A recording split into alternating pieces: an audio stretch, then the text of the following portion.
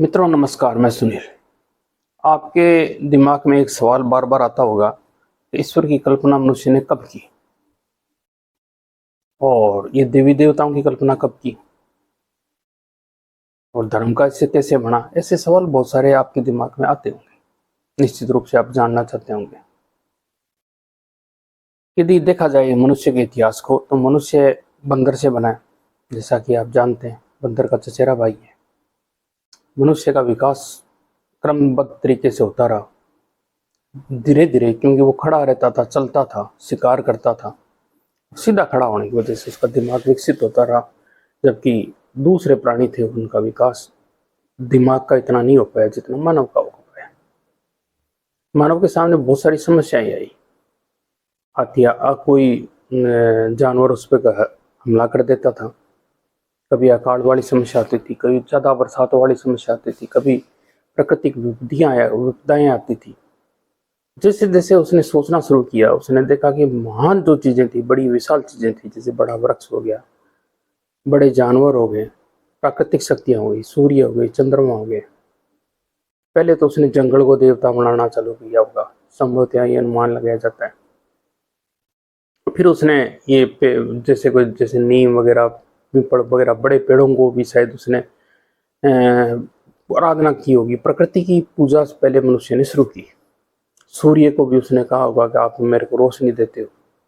प्राणवायु के प्रति वायु को देवता बनाया होगा, पानी को देवता बनाया होगा, तो जल की जरूरत ज्यादा थी।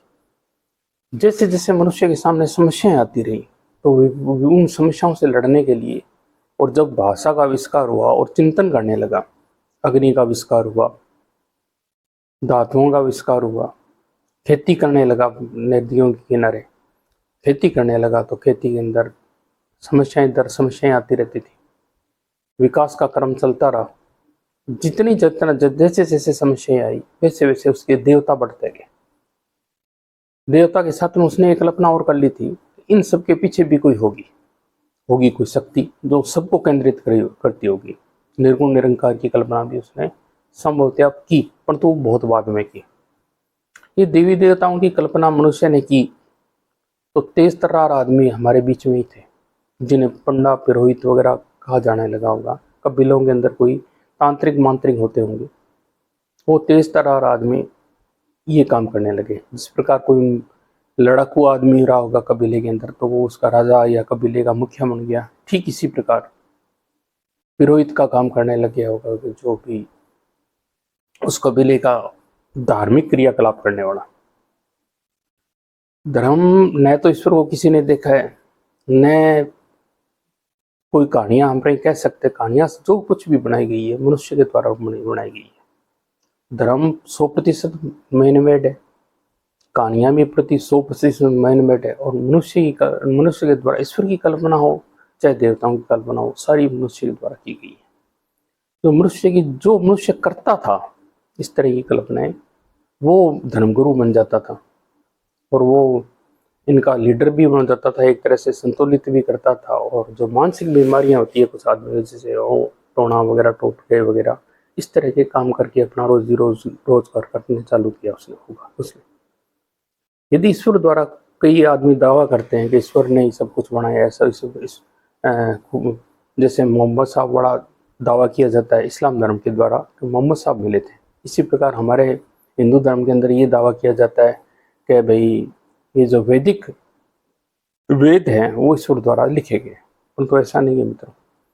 यदि ऐसा होता तो सब जगह ईश्वर आता, सब जगह सबको कहता, ईश्वर के लिए तो सब बराबर है। इस प्रकार का कोई भी दावा किया जाता है किसी के द्वारा तो बिल्कुल ही खारिज करने योग्य है। क्योंकि ईश्वर द्वारा कोई भी चीज़ चिंतन की गई होती या बनाई गई होती तो सारे पूरे विश्व में एक ही बनाई गई होती और एक ही द्वारा कहा गया होगा। ईश्वर की कल्पना जो मनुष्य ने की है वो भी एक आत्मा के रूप में की है, ब्रह्मांड की आत्मा के रूप में।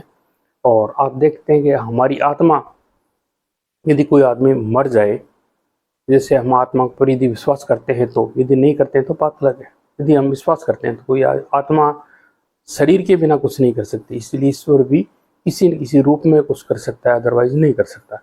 ऐसा कल्पना की गई है हमारे हिंदू फिलोसॉफी के अंदर। बाकी अलग अलग दर्शनों के अंदर तो एक शक्तिमान यानी super power, super natural power के हिसाब से ईश्वर की कल्पना कर रखी है।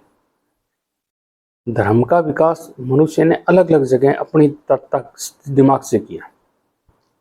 लोगों ने अपनी शक्ति से, जैसे कुछ धर्मों का विस्तार शक्ति से हुआ, कुछ राजाओं के द्वारा किया गया। जैसे इस्लाम धर्म है तो ताकत से फैला, ईसाई धर्म सेवा सेवा और चिकित्सा और शिक्षा के द्वारा फैला, उन्होंने अपने तरीके से फैलाया। बौद्ध धर्म का प्रचार अलग तरीके से हुआ, हिंदू धर्म का प्रचार अलग तरीके से हुआ। बौद्ध धर्म का प्रचार श्रवण परंपरा के द्वारा, उस समय की परंपरा के द्वारा हुआ और अशोक के सम्राट के समय हुआ। और वैदिक धर्म जो हिंदुस्तान के अंदर है वो ब्राह्मणों के द्वारा प्रचारित किया गया और विकसित होता रहा।